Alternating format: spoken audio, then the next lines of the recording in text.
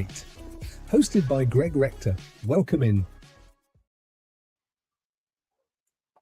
All right, everybody, this is The Final Word, and I am Greg Cowboys, the Team NBS Draft Central, and I write for the Cowboys, and I also write about the Blue Jays in baseball, and I have my brother in anger with me, Mr. George Lopez. How's your son doing after the Rams defeated his Vikings? How is he? You know what? Honestly, he said the Rams are going to win. So yeah, he's disappointed that the Vikings lost, but before the game, he was real pessimistic after that Detroit loss. He's like, yeah, you guys are going to beat us. Well, at least he woke up and realizes this, I mean, he's I think when it comes to them, he'll get a little pessimistic, but he's an honest fan. If he'll tell you what he believes, even if there's homers out there. Yeah. And mostly the Cowboy fans, like next year, a lot of Cowboy fans, we're winning the Super Bowl with Schottenheimer as our coach. He's not like that. He'll tell you what he really feels, and he's honest. He's unbiased. Yeah. I'll reserve my ranting and raving about the Cowboys hiring and all that other sort of stuff for another time and another place. Agreed. Mr. George, Juan Soto signed that massive deal. What do you think is that deal? I thought he was overpaid. And no disrespect to Juan Soto, I do think he's a tremendous talent. But is he worth that kind of money? No. But we knew Cohen was going to open the checkbook. He was going to do anything he could to get Juan Soto out of the Bronx and get him to the Mets. And I don't think he's worth the money. To me, he's a liability in the outfield. That's the same way I feel about this too. And it's a 15-year contract. The guy's going to be 41 years old when this contract comes to an end. I just allegedly 41. Allegedly 41. Yeah, right? He might be here or he might be 30 right now. We don't know. They lie about we're not too sure about all this. But now, Mr. George, I have another fellow with us tonight. Dan. Hey, what's happening? All right. See Dan, this is the right hat for you to wear. This is This is the right hat. Much better than last time, right? Last time Greg saw me, I think I had a Yankees hat on. He was not happy with that. I was not a happy camper. Not a happy camper. The Cubs, and the Bears, and you're Chicago. What was with the? I don't get that evil empire thing. I just didn't get it. I wore it that one time. I've actually worn that hat twice. Somebody bought it for me when they went out. They went to New York and they brought me a hat, and I was like, of all hats, you give me a Yankee hat. The Yankees were playing, and they were playing the Dodgers, and I did not want the Dodgers to win because, well, not only what happened with them getting Shohei Ohtani, but now they got Sasaki as well this year. Seems like they're loading up with all of the players, international talent and things like that, and they're becoming an evil empire as well, in my opinion.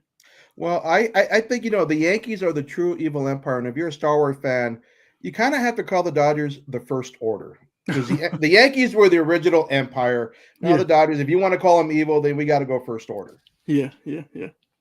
Though that means we have to have Kylo Ren there, and I'm not a big fan about that, but I'd rather have Darth Vader or Darth Maul if I had my pick. There you go. So, Dan, as I was asking George here, is Juan Soto worth the contract that the Mets gave him? Right now he is. I mean, the dude is a stud, you know what I mean? And you look at his numbers and what he puts up just on the, every single season and you extrapolate those numbers over the course of the entire year. He doesn't get hurt. That's another thing that's really, really good with him. He's had no injuries. Now, hopefully that lasts, of course, but we'll see how these contracts last when they're, these guys play into their 40s or whatever it might be. I think at the end of his contract, what is he going to be, like 41, 42, something like that? 41. Yeah, so, you know what I mean? You wonder how long a guy's going to play at that level. and be paid that much money. And it tails off. Father Time is undefeated, of course. But for right now, the guy's 26 years old. He's got at least a good, I would say, 8 years ahead of him before there's any type of decline in this game. So right now, he's definitely worth it. You look at his OPS and all of that type of stuff. I mean, it's out of this world. And the fact that he walks, he doesn't get hurt, no injuries. Yeah. That makes it a good contract as of right this moment. But 9 years from now, we'll see what happens. Yeah, but you're not concerned because I think he is a liability in the outfield. He played well last year in the outfield, right? I think he played a little bit better than expected. But yeah, he's always had defensive liabilities in the outfield. So I can see that as well. Last year he was decent. He was serviceable, you might say, right? He's not bad. Definitely wasn't great or good, but not bad. He was just somebody that's kind of out there.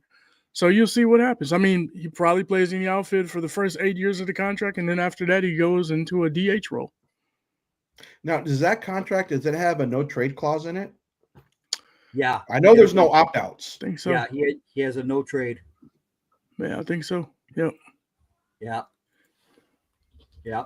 And that's amazing too.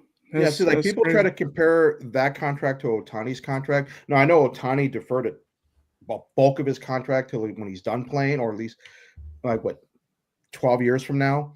Mhm. But you look at the money he's generating for the Dodgers. He generated $100 million for the Dodgers alone this past season. Yep. So he's making the Dodgers money while they have his deferred money in an account. But he's making money hand over fist for the Dodgers, and he's going to continue to do that for him. Now, I'm pretty sure Soto will make money from the Mets, but will it be? It won't be that much. Yeah. No, because I mean, you got all of Japan behind you, man. Well, yeah, but the Mets are also always going to be that second team in that marketplace. It doesn't matter how good the Mets are; they're always going to be the second team. Yes, it's the biggest media market in the country and all that jazz. But again, they're always going to be the second team in that city. And again, there's the thing that drives me crazy about the evil empire is that tiny little porch that they got in left field there. That ballpark needs to be rebuilt to be a major league hitters park, not this little slap happy place. It's a boombox, man. It's a minor league park. Exactly. Oh, can you tell that the three of us are all National League gentlemen here tonight? Oh, look at that. Oh. Hey, but I will say this about Yankee Stadium. I do love that huge left center field distance. I mean, 399 to left center. It's huge. I do like that. But the short porches in right and left, I'm like, I can hit him over there if I can hit a ball, if I can see it. And I get that, but majority of the home runs, you don't really see them barely skirt that fence. If they're going down the line, they're going second, third deck. Yeah. Which it's always driven me bananas that everybody goes crazy about the Yankees and the Yankee Stadium thing. I'm sorry, I need a real size ballpark, not that tiny little fence out there. But again. Do you guys have the Mets as the NL East winners? No, I don't. To me, I still think Philly's the best team in that division. Yeah. The Met, they got Juan Soto. They still have a question mark. From what I'm like, are they going to bring Alonso back or not? I don't think he's coming back because he turned down a 3-year deal because he wanted opt-outs. So I don't think he's coming back. I really think they need to address the starting pitching because they lost 2 pitchers, I believe, in the offseason and free agency. Yep. So they need to address that. And outside of Lindor and Soto, without Alonso, what do you have in that lineup? Right. They went on a great run at the end. I'll give them that. But if I'm putting money down, I'm putting my money on the Phillies and Atlanta before the Mets. I think they're hoping on Mark Vientos kind of like continuing his trend upwards. Now, at the end of last year, he tailed off like dramatically, right? Yep. But he was playing really, really good baseball. He had lots of dingers and things like that. But towards the end of the season, he tailed off. But then he picked it up in the playoffs, and he had a nice little playoff series there. I think they're trying to bet on him being better with Soto in the lineup as well, and kind of taking some pointers from Soto. Maybe, hopefully, that rubbing off on him. We'll see what happens. But I don't have the Mets winning it either. I think the big splash was with the Mets, of course, and they've made several big splashes in the offseason. But a team dark horse for me is Atlanta in that division. I mean, people are forgetting that team is still really, really good. Yeah. You got Acuna coming back. You got Spencer Strider that will be back this year as well at some point. So you have, in that lineup, you've got bats, you got speed, you got, they're from top to bottom. I mean, they can do all things. They can play small ball if they want to. They can hit the long ball. They could run on the bases. They could, play defense. You got good defensive players there. So you have a lot of different things with Atlanta, and I think they're kind of being slept on right now because they haven't really, you got the Mets making splashes and things like that. So I think that team right there is still really good, and they're going to be battling. I mean, that team is always in the divisional chase and trying to win that pennant in that division. So we'll see. Yeah, exactly. So Monty, I'm sorry if you're out there. Your Mets, they're not destined for first place and they're not headed to a World Series. We all know who Monty loves, right? So, oh yeah. Yeah. But again, I agree with you, Dan. I think Atlanta's the team to actually beat in the NL East this year because again, Acuna comes back, and that man is just dynamite. He is absolute dynamite, and I think they got enough pitching as well. Yeah. Michael Harris is, 23 years old. For him, Michael Harris is a stud too, man. I like his game a lot. Yeah. Now, Dan, your Cubs go to face the Western version of the evil empire, as we'll now refer to Georgia's Dodgers in Japan. And of course, spring training starts for you guys on the 11th and the Dodgers on the 12th with pitchers and catchers reporting. Your Cubs and my Cardinals, equal records last year, 10 games behind Milwaukee. Yeah. What did the Cubs do to get the distance closed? Oh man, when you add Kyle Tucker to the lineup, you know what I mean. That's a win-win. You know what I mean.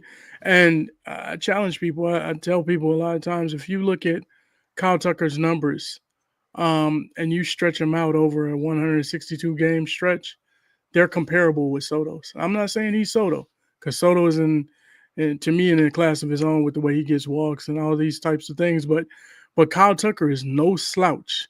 You know what I mean? He is no slouch. He can run, he can bat, he can hit, he can do all the things. He plays the good defense as well. So when you throw him out there into that lineup, it's going to naturally make everybody else better. You look at Dansby Swanson, he had a down season. But with someone like Kyle Tucker, you still have Seiya Suzuki in the lineup. He's going to be better with Kyle Tucker in there to kind of protect him a little bit as well. But you look at guys like Dansby Swanson, I think he bounces back and has a 20-plus home run season again like he was having in Atlanta before he left there. I think you'll see more of the player like that. The Cubs didn't have that type of bat and that type of guy in the lineup. Now, one guy can't, affect the whole situation, but from top to bottom, the Cubs have a lot of depth. They have some nice players. They have some bats, and I project them to have at least maybe 6 guys that hit 20 home runs or more, and that's if Matt Shaw plays enough games. I think he gets 20. I think Dansby gets 20. I think, of course, Kyle Tucker does. Seiya Suzuki does. Ian Happ does. So you have enough offense in that lineup, and up the middle, they're probably one of the better, if not best, teams up the middle. When you talk about Dansby Swanson, Nico Horner at second base, and then you think of Pete Crow Armstrong in center field. I mean, outstanding defensively. He can track down anything out there. So, and of course, Ian Happ, Gold Gloves the last 2 years. You know what I mean? So, defensively, the Cubs are there. The question that I have with them is, of course, their pitching staff, right? And while I believe they need one major arm in the rotation as well, like in the 5 rotation, I would say, starting pitchers. But you need some arms in the bullpen, and I'm not happy with what they've done. That's one of the things that frustrates me with the Cubs right now, is because you go and you get Kyle Tucker, and then you penny pinch on some of these other deals that you're trying to get. You know what I mean? You got guys walking away because you didn't want to offer them 4th year, or you shorted them, $4 million. Like, why are we penny pinching $4 million? So those types of things kind of frustrate me with the ownership and with what Ricketts is doing. And then, it doesn't help when he hops onto the radio and, he's on 670 The Fan in Chicago and says that, we're trying to break even. That's what we're trying to do. And I'm thinking to myself, like, wait a second, man. Like, we sell out all the games. You know what I mean? It's Wrigleyville. It's everybody loves it. You constantly have fans in the seats and in the stands, day game, night game. It doesn't matter when it is. They're always there. How are we saying that we're breaking even? And you know what I mean? Like spend the money that you have, man. Come on, man. Stop. This is a major market.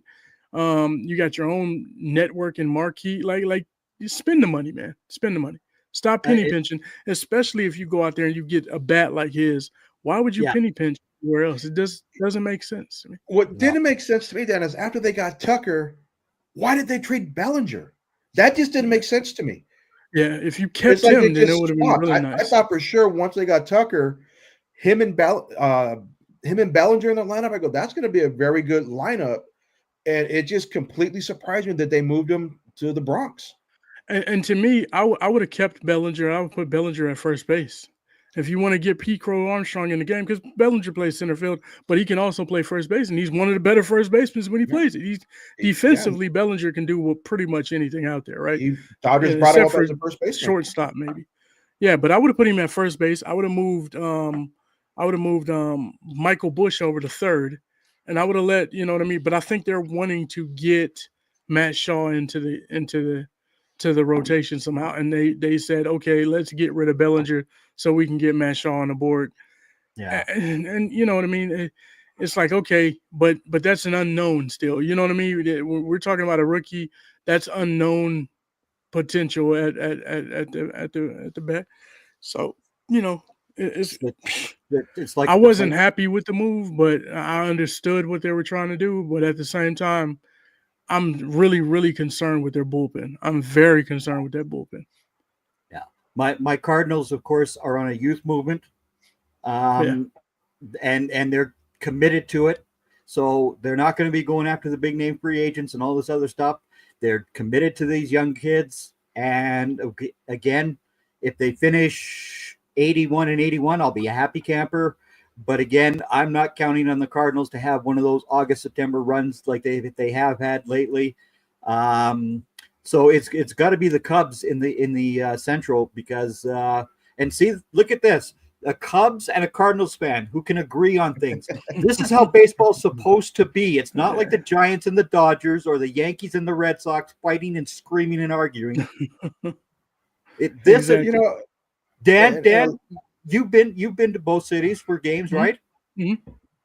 Is there a better rivalry than the Cardinals and the Cubs? Absolutely not. That's the best rivalry in baseball, in my opinion. Hands down. Yep. Yeah. Because again, it's this thing right here. I could go to St. Louis and have Dan sit beside me in his Cubs gear. I'm in my Cardinals gear, and we just love the game of baseball, and we get along with one another. That's it. Hey, Greg, I got a question for you when it comes to those Cardinals too. Yep. You said talked about the youth movement, right? And what I don't know if you were going to go here or not, but I just want to throw it out there. What do you think about the situation with Jordan Walker, and you also have Nolan Gorman? Like I think they wanted to get Gorman like 600 at bats this year, right? Right. But with Walker being in town, I don't see him getting 600 at bats because Walker's, I mean, he's a huge kid, 6'6", 250. Yeah. And man, he can light up the pitchers. Yeah. Yeah. So I don't know where that move is going to lead to. If it's a trade that's going to happen, I can't see the both of them, being there together for that long. Yeah.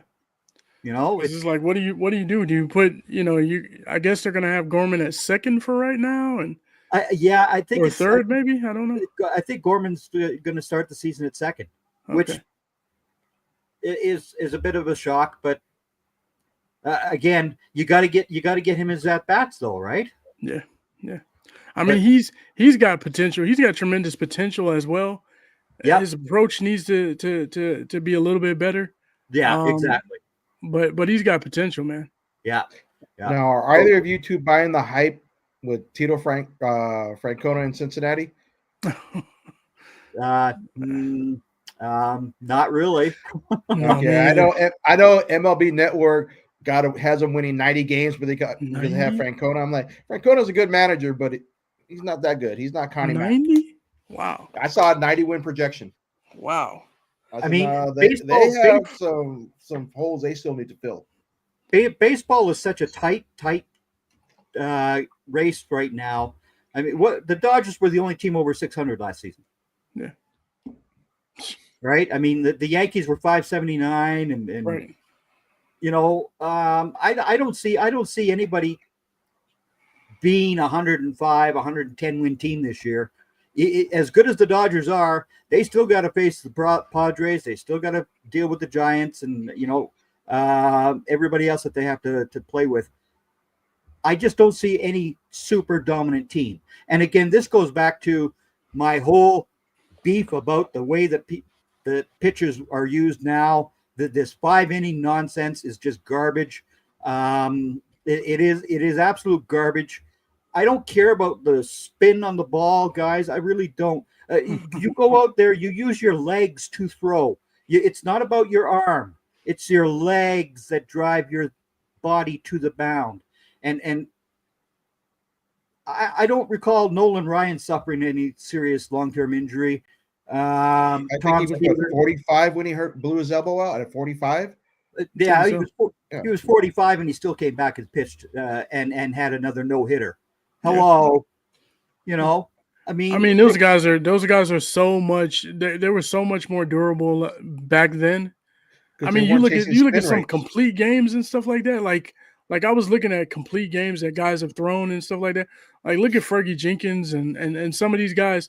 Man, it's amazing what they were able to do, and it's like it's so much emphasis on. The spin rate and rotations and all that type of stuff. And it puts that added pressure on elbows. Everybody's getting a Tommy John. It's like guys coming out in the draft are getting Tommy John at 20 years old, 19, 20, 21 years old. And it's like, oh, he's got his Tommy John out the way. That's the way people think about it now because it's so common. In high school who are getting their Tommy John. It's asinine. It's either they're chasing spin rate or they're chasing velocity. Mm-hmm. Just pitch. Like you said, use your legs, use your whole body, not just the arm. And that's why we're seeing it. Yep. And these are kids, that are playing year round. And I think that's a big issue. They're playing year round. Yeah. You got to let the muscles you use in baseball, you got to let those muscles recoup. Yeah. I played when I was growing up during the summer, it was baseball. Once summer ended, okay, I was into football. So I was doing something different year round. And that's what these kids aren't doing. They're playing games in December. They're playing baseball games when they shouldn't be playing baseball. Oh, we're going to travel somewhere for this big tournament. And now I know they do pitch counts in those tournaments. I understand that. But they're putting too much pressure on their body at a young age. Yeah. And that's one of the biggest problems. Yeah. I agree. I completely agree with you, George. And you know how I feel about the Hall of Fame and the way that I really don't get who is going to qualify for the Hall of Fame as a starting pitcher anymore. Well, it's going to change. What we saw with CC Sabathia, I think the 300 wins, you can throw that out the window. I think maybe if he stays healthy long enough, Verlander might get there. No one else is going to get there. What is Verlander? Is he 41? Yeah, he's 41, 42, I think. Oof. Yeah. You know, everyone says Clayton Kershaw, first ballot Hall of Famer. That's just been the narrative for the last number of years. For what? For what? And he's over 200 wins, and he's getting close to 3,000 strikeouts. But the 300 win plateau for a starting pitcher, you just got to throw that out the window. Yeah, That's it's just done. not going to happen anymore. Even 20-win seasons are almost done with because It is. you know, If guys get to a fifth inning, Mark Burley had 10 seasons of over 200 innings pitched, and he doesn't even come close on the Hall of Fame ballot. Didn't even come close. No, I mean you're going to look and I know you hate the 5-inning pitchers, and I agree. I'm like, let these guys deal. Let them learn how to build their arm strength up and their stamina. Dodgers, get used to this. They're going to a 6-man rotation this year. And with the additions they made in that bullpen, it'll be a 5-inning game for their starters. That's what you're going to see. And the high leverage guys he's got in the back, the depth in that bullpen, he's going to use those guys for the last 4 innings. I'm telling you guys right now, Dodger fans, expect Glasnow. When Ohtani starts to pitch, Yamamoto, Sasaki, whoever Blake Snell, 5 innings, they're done. Once they get to the playoffs, then I think they're going to extend them, but they're going to have to build them up towards the end of the year. But who's the one guy who voted against Ichiro Suzuki? No, I don't know. I love Ichiro's response. I'd love to have him come over and have a drink with him. I mean, he took the high road about it. I know for a fact that Derek Jeter knows the guy who didn't vote for him, and he's never said anything publicly about it. He's too good of a man. I don't think Ichiro will either. And I don't think Ichiro ends up saying that either. But these guys who say that, like Ken Griffey Jr. missed by 3 votes. There's sometimes here where these baseball writers are just off their rocker. Yeah, they'll come in. I on principle, I won't vote for someone first ballot. Why? Yeah. You shouldn't be a voter. Yeah. Or there's another player who I really did like who doesn't get enough votes, so I'm going to put my name, his name on my marker.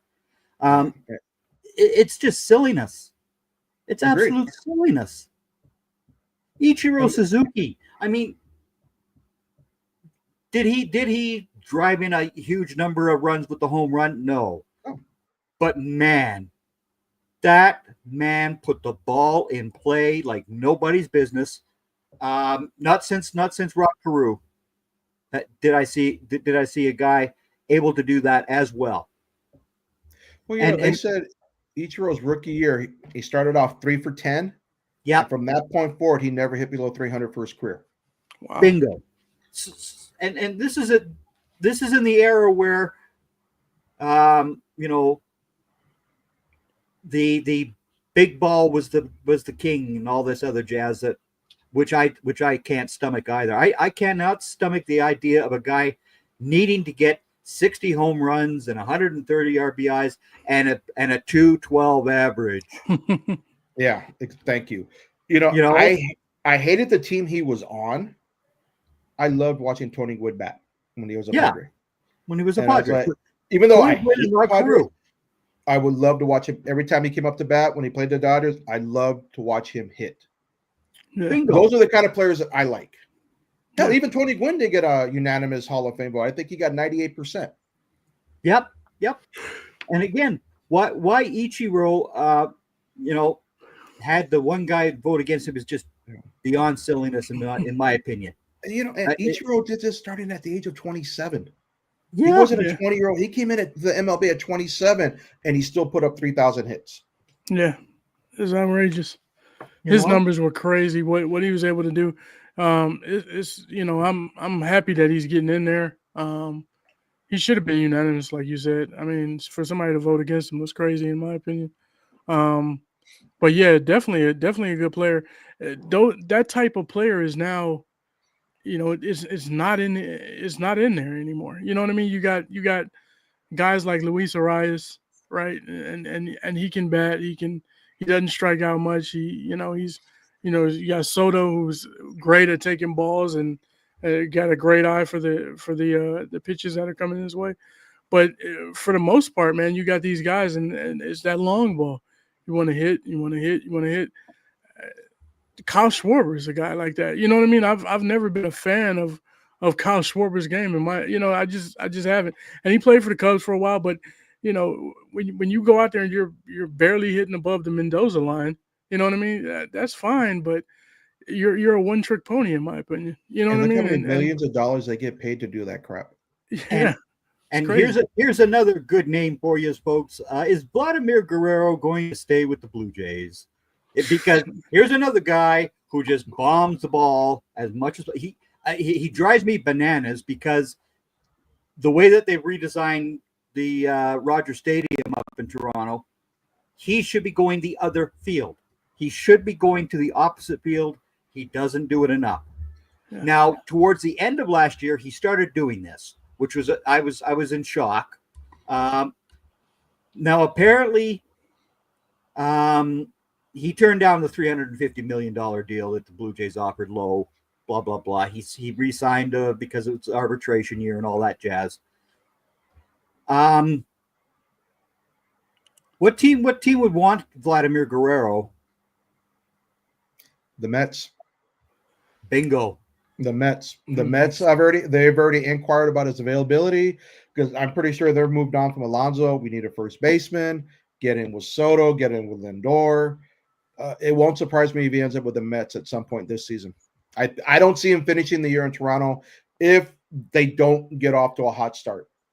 I think he'll be gone by June, even before the trading deadline. Well, even getting Santander off of Baltimore, the Blue Jays are now pursuing Alonso and Max Scherzer as a starter for them. I just don't see the Blue Jays being able to compete with the evil empire. They just don't have enough talent. And Ross Atkins has been a horrible, horrible general manager. They've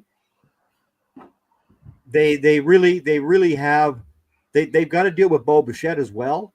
Yeah. And what are you going to do? Are you going to be able to get him to bounce back though? Well, that's the whole thing, right? Is Bo Bichette going to be able to come back from this injury that he had? Is he going to be the guy that can take the ball the other way because he's the best? He is the best fielder to the opposite field in baseball right now. There's nobody better than Bo Bichette. Mm-hmm. Nobody does that better. And again, how much guys do you have in your minor league system for the Blue Jays, George? Because Bo Bichette to the Dodgers is always a hot rumor. It's a big rumor. I actually thought it was going to happen last year, but I think the Blue Jays were asking for too many of the top prospects the Dodgers have in the farm system. Because the Dodgers year round, year after year, they always have one of the top farm systems in baseball. Yeah. It's just going to come down to what is Toronto asking for. I think they were asking for way too much for Bichette last year, and that's where the Dodgers walked away. I was confident that the deal was going to get done. But the Dodgers, they have a knack for making trades where they can still hold on to a lot of their top prospects. Yeah. Now, this year, I have a feeling that some of the guys that are on the major league roster may be getting moved, like Dustin May or Bobby Miller. I think they keep Tony Gonsolin. I think they keep the Catman. But it's not going to surprise me if Dustin May and Bobby Miller are somehow included in some type of trade package to a team that's looking for guys that are capable of being starting pitchers. Now, is that something Toronto's interested in, or are they going to want prospects? Because May and Bobby Miller are still relatively young. Yeah, I think Miller's 25, right? He's when healthy, Dustin May has got some of the nastiest stuff in baseball as a pitcher. Yeah, he could be on the move. Him and Bobby Miller won't surprise me if they include him in a package. And they we'll offer that because I know I'm not a fan of the idea of Mookie Betts going to shortstop. I'm not. If they want to make a trade and bring Bichette in, I'm like, well, put him at shortstop, and we got Kim could play second base now that Gavin Lux is gone. That's what I would like to see, and put Betts back in the outfield, but I don't see that happening. But if they make a move for Bichette, look for Dustin May and Bobby Miller to be going up to Canada. Now, the other problem that Toronto has is the artificial turf. They just there's too many guys with too many injuries over their careers who should be coming up to Toronto because the tax thing's fixed. Donaldson and Russell Martin had that whole CRA thing fixed because they won in the Supreme Court of Canada, and the CRA had to give them their money, 4.2 and 3.4 million, I think. Okay. So again, it's not the taxes that should stop anybody from coming to Toronto. And you get these guys all the time who say Toronto's a great place to visit. We love coming up there, but they don't ever sign here. They just don't. Yeah. And that's the thing. That's why I think Toronto should just go ahead and try to, up the ante and give Vladimir what he needs and what he wants. Because he wants like 450. Yeah. Somebody said go ahead and just give him 477. I'm hearing it's closer to 500. 500 million. If he goes through the season as a free agent, Cohen's going to offer him that. Yeah. He'll offer him at least 6 to get him to the Mets. I mean, it's nice to have deep pockets like Cohen does, but spending a lot of money doesn't guarantee wins. I'd much rather get He's a 288 for his career hitter. He hit what, 2? No, he hit 323 last year. Yeah. Yep. Almost 199 hits he had, and 30 of them were bombs. So he hits over 300, and he had a good season, but I hear a lot of criticism about his season last year. I'm like, he started off slow though. He started off slow, but he got hot. It's not how you start; it's how you finish. Exactly. And I was like, why are they criticizing him? He stayed healthy. That was the key thing. And the key thing with him, he's still only 25 too. Yeah, that's crazy. And he lost a lot of the gut. Yeah. And when you had as much weight as he was carrying around his hips there, that really hurt him. So he's gotten himself in better shape. So if he has another good start, I could see the Mets making an offer before free agency so that they get him and then they sign him to a new deal. Who's his agent? I can't remember who Guerrero's agent is. It's not Satan, right? Oh no, sorry, Satan's for the Cowboys. Yeah, it's not loose. Well, Satan's son, Boris. I think it could be. If Boris is his agent, then he's not signing anything during the season. He's going to test free agency. That's just Boris's MO. Yeah. But again, it really is annoying to see the Blue Jays, because they had been so close for these three seasons before last year. I think Bo Bichette's injury really hurt them, but again, we'll see what happens with them. If they do sign Alonso and bring in Scherzer, it's going to be very tough for them to be able to compete in the AL East. Yeah, and the question with Scherzer is, what does he have left? Yeah, that's a good question. I mean, between him and Verlander, I would tend to trust Verlander a little bit more. Yeah. Especially with the type of injury that he had. And he only pitched, I mean, he made a ton of money for only pitching 9 innings last year. So, tip my hat for that. But he only gave the Rangers 9 innings. 9. Well, again, I mean, that's again goes to this whole arm issue that I have. It drives me bananas because, Dan, as you said earlier, Fergie Jenkins, man. I mean, that man pitched 300 plus innings a year for the Cubs. The Cubs were bad in those days. Let's face it. Yeah. But he was out there those 300 innings a year, and he just kept going and going and going. And those were 4-man rotations. And that's the 4-man rotation. And now here's your Dodgers going with this 6-man rotation. It's just it's totally bizarre to me.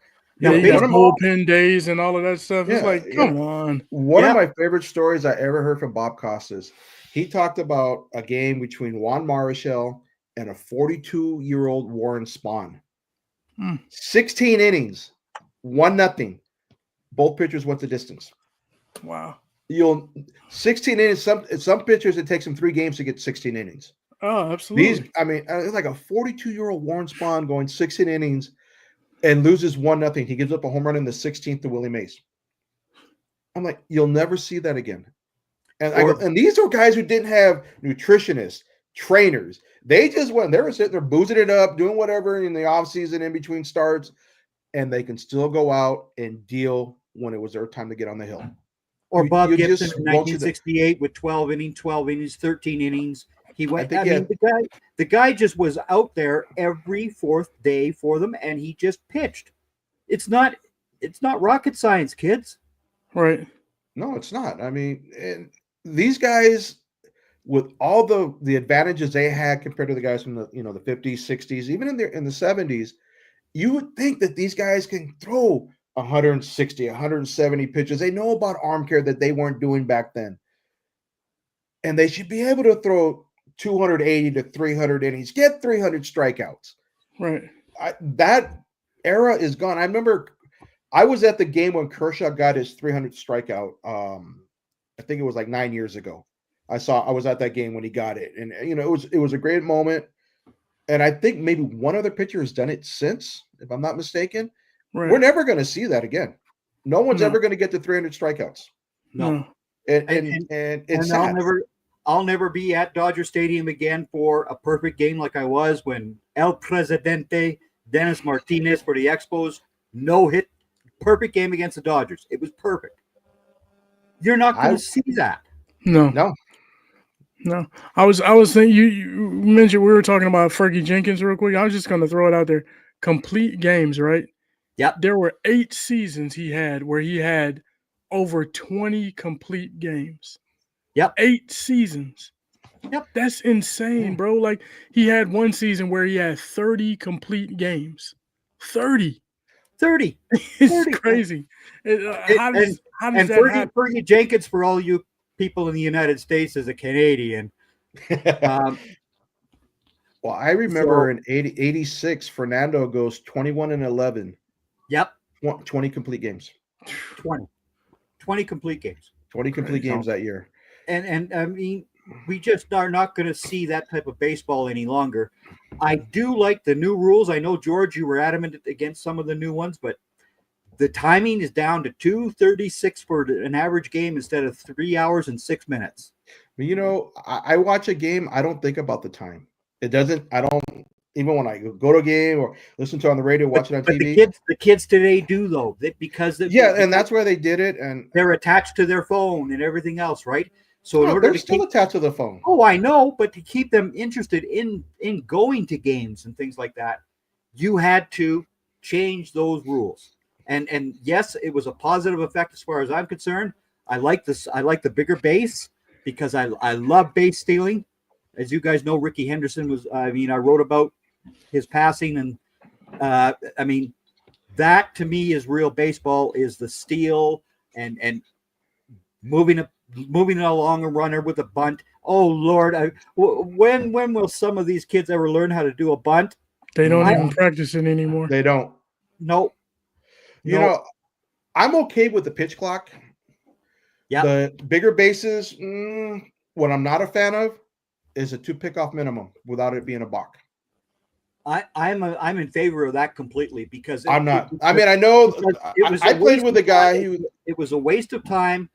You saw these visiting pitchers throwing over to first base as a waste of time, and it took up too much time. You see, I'm just not a fan of it because after 2, the guy's like, I know he's not really going to do it because he doesn't want to risk the balk. Right. So he's going to cheat a little bit more. And yeah, I know they want to increase base stealing, and everyone made a big stick about De La Cruz. He had 67, 70 stolen bases. And I just hit Ricky Henderson in my head.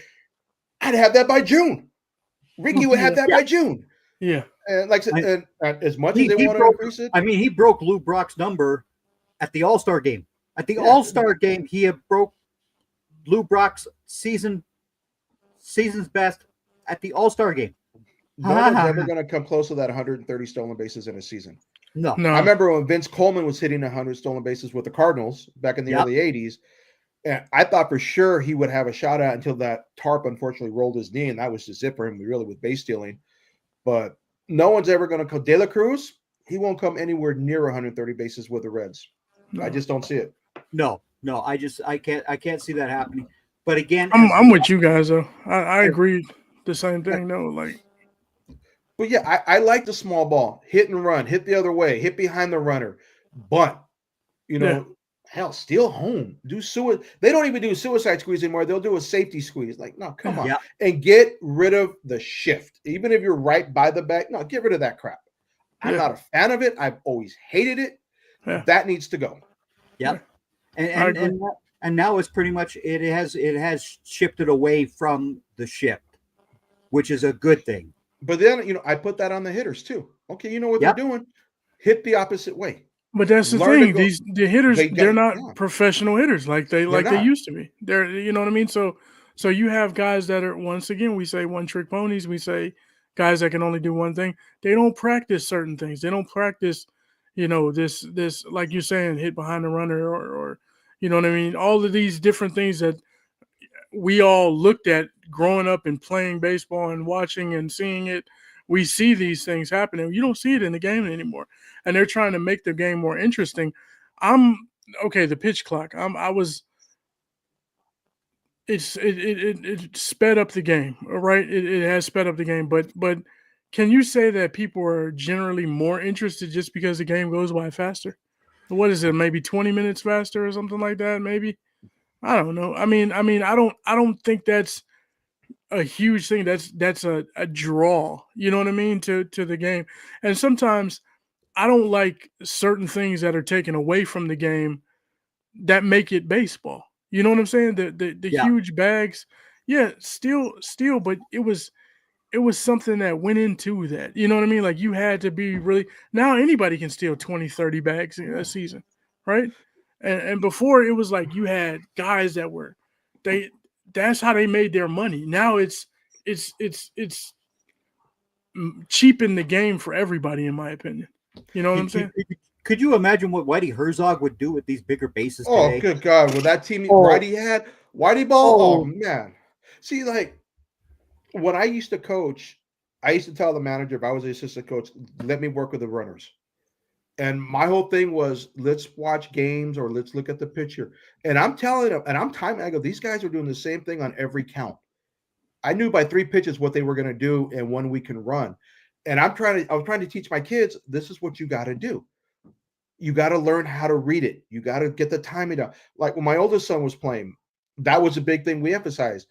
And he picked it up. He got their timing down. And that's how you steal bases. It's not the bigger bases. It's the timing. How much of a jump can you get on these guys? And everyone's like, well, the catcher's got a strong arm. You're running on the pitcher, not the catcher. If Right. you get the timing and you get a good jump, I don't care who's behind the plate. If Yachty's behind the plate, if you got a good lead, you got his timing down, you get a good jump, you got the bag. And they're not teaching that. No. They need to do that. When we played as kids, we would have, batting practice. It was just a day of batting practice, how to bunt it down the first Bingo. baseline, how to bunt it down third. Today's youth coaches, they don't teach that. And I had to bunt from both sides because I was a switch hitter. I was So a leadoff guy when I played. I bunted on my own. If I wanted, okay, they're playing back, I'm going to drop one. Yeah. But I heard I had to learn how to bunt. And I wish they would teach these kids that small ball. I'm a huge fan of small ball. If they would do that, I think that would still make the game more exciting. Oh, exactly. And because you got these pitchers who are all throwing 100 miles an hour. Well, the hitters are all thinking, well, as soon as I touch one of those, it's out the park because, I mean, it's that fast. So it's going to go a big distance. But you don't need to hit a home run in order to create excitement in the game of baseball. You can hit a double and a triple or even that single that moves a guy along. Yep. And it's not that complicated. When Freddie hit the walk-off grand slam in game 1, that's an exciting moment. I got almost as excited when he hit the triple in game 1. That is what I'm looking at. Okay, he delivered. Now the next guy up, okay, what do I need to do to get him in? How are they positioned? If I get the ball in the air in the outfield, that's a run. If they're playing back, as long as I get it on the ground, not at third, that's a run. And that's the way they have to think. one thing I wanted to say, there's one pitcher, if he was pitching in today's game, I think he'd win 25 easy. Greg Maddux. Oh man. Oh, He Maddox, would own the players, Magician, the hitters today. They wouldn't have a chance against him. and He would school them. It would be what ridiculous. drove me crazy about Maddox and Glavine and Smoltz was they had such command over the umpires that it wasn't even funny. That because their balls were all strikes. They were all everything that they threw was a strike. They could be 3 feet off the plate and it was a strike. Yeah, I used to hate that, but like Maddox always said, make your strikes look like balls, make your balls look like strikes. I was just thinking about that. What Monty said there in 2015 Kansas City, and they played small ball that year. They played small ball. Small ball wins. And don't say anything about 2016, okay? Don't say anything, Dan. Don't you? Hey man, no. 2016. Matter of fact, I should pull my hat out right quick. That's what I should Man, do. my grandfather lived from 1912 until almost 2000. My dad was from 1939 to 2011. He never once, neither one of them, ever had to hear the words, the Cubs are the World Series champions. I got stuck with this. You got it. That's it. It was a beautiful year, man. I got that picture too. I gotta show it to you. Oh, that man, was when they beat Cleveland. When that was a hell of a series at Progressive. I was a happy camper, and you know this because I've told you this before, Dan. I was happy that the Cubs won that series. Yeah. It was time because, of course, I grew up with the Cubs are first in our heart and last in the National League East. I mean, they were always the first year team that you would think of every spring. Will the Cubs actually win another World Series? Yep. Well, by the end of June, they are in last place again.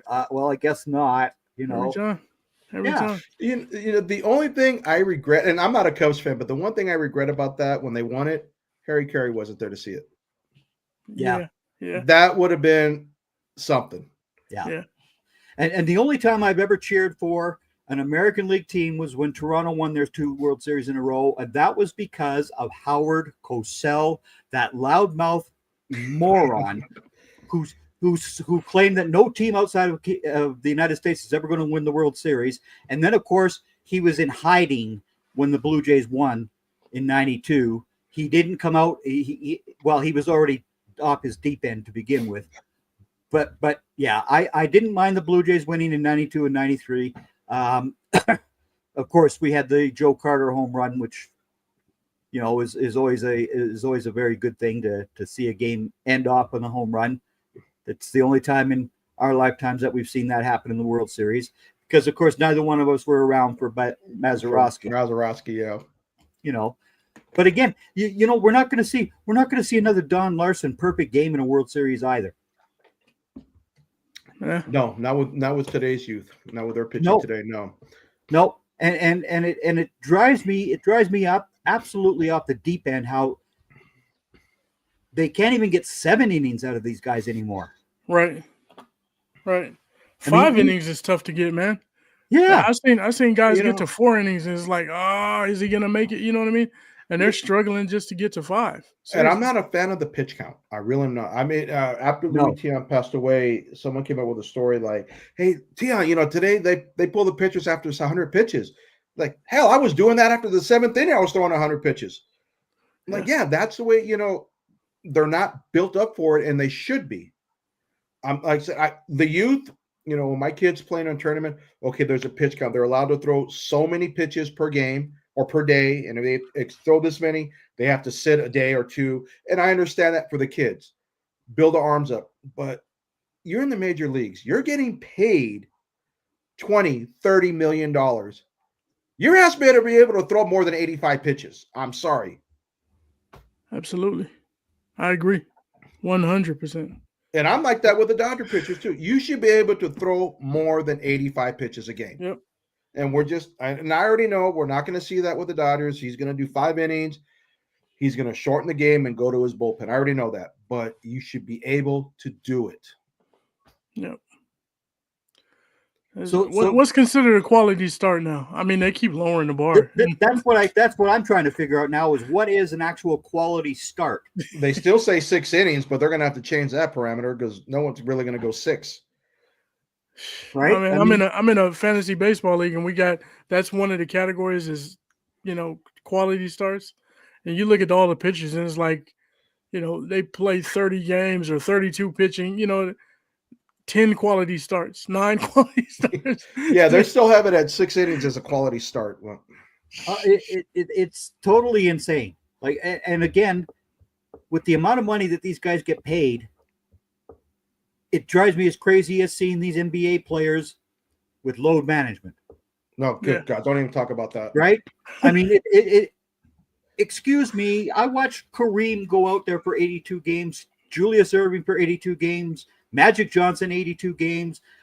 Michael Jordan, that guy as well. I got a question for you, George, because I can't watch. I can't watch the Lakers team this year, right? Because of course they've got that guy from Pew Pew as their coach. Oh, so okay. I've abandoned the Lakers, and I'm now cheering for OKC because Shea Gilgeous-Alexander. How are the Lakers actually making out these days? I'll be honest with you, I haven't watched the game. That a boy? It has nothing to do with Redick being the coach. The NBA today is so freaking boring. It sucks. Everyone wants to throw up 3-pointers. I hate today's NBA game. It's boring as hell. I've caught a couple of games on the radio because I don't mind listening to Michael Thompson do color commentary. But to watch it live, I'm like, it's irritating. See, and being a former Californian like I am as well, not having Chick Hearn on the radio is just no. It just sucks. Sorry. It does. It's hard. No offense to Ireland and everybody, but no one's going to beat Chick. Chick Hearn and Vince Scully were the two broadcasting masters. I don't care. They were just both the masters. Yeah, players today, in the 80s, I always call the 80s the heyday of the NBA. Boston, Detroit, and the Bulls coming on later on. The Lakers, they could score 130 points and put up 7 3-pointers. Mm-hmm. And still put up 100 because they knew how to hit a mid-range jump shot. They could hit free throws. They can play defense. They played defense, and it wasn't it wasn't zone. I know you can play zone today's game. They played man up. But they knew how to play. And did you watch that nightmare game of the Bulls and the Hornets when they missed 75 3-point shots between the two teams? No, I didn't watch it. I didn't watch it.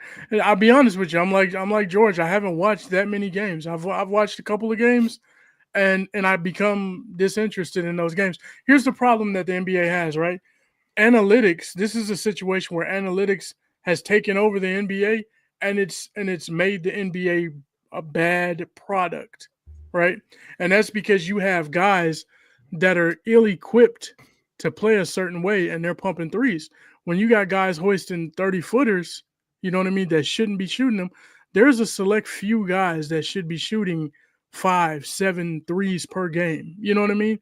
But, Steph Curry, while he has, he's been a transcendent player where he changes the game of basketball.